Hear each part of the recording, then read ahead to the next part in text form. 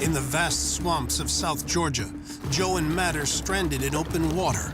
This is what's gonna slow you down here, is all this crap in the water. Look at this. No doubt this is a spooky place. I mean, you can't see but 2 or 3 inches underwater. Right now, Joe and I have to get to the pine forest, get some dry ground, and figure out a plan from there. Stuff's crazy. It is. It's like walking through a freaking giant pool of minestrone soup, man. At the bottom of these blackwater swamps lies 7,000 years of decaying leaves, branches, and other organic material that have built up to form peat.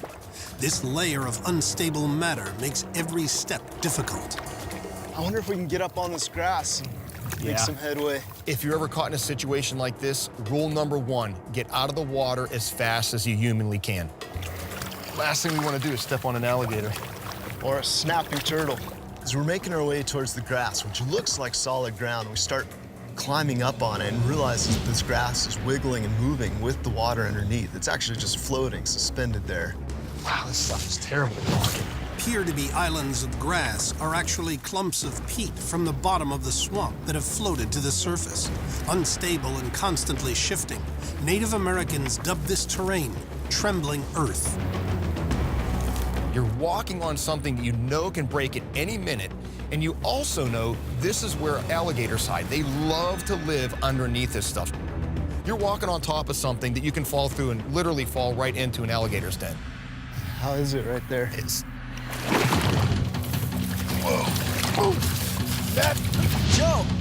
He's down to his neck, and I'm trying to pull him out. And it's basically like trying to get somebody out of a sheet of ice. It just keeps crumbling as you're moving along. Once you fall into one of these holes, it's almost impossible to get out. So you're using a lot of calories and a lot of energy to get out of this little mess that you're in. This is really dicey. It's definitely not the place you want to stop for very long. No. It's floating earth. If you're a kid that loves trampolines, you're gonna really dig the peat, but it's also a very dangerous place to be.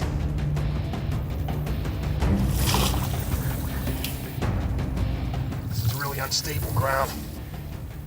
You get up? Yeah. I think we might have to distribute our weight out a little more on this.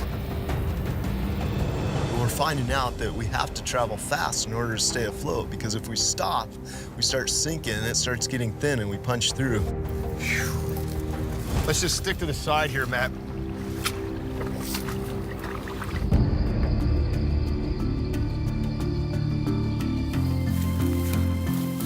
Matt, that's high ground and those are pine trees in the distance for sure. Yeah, for sure.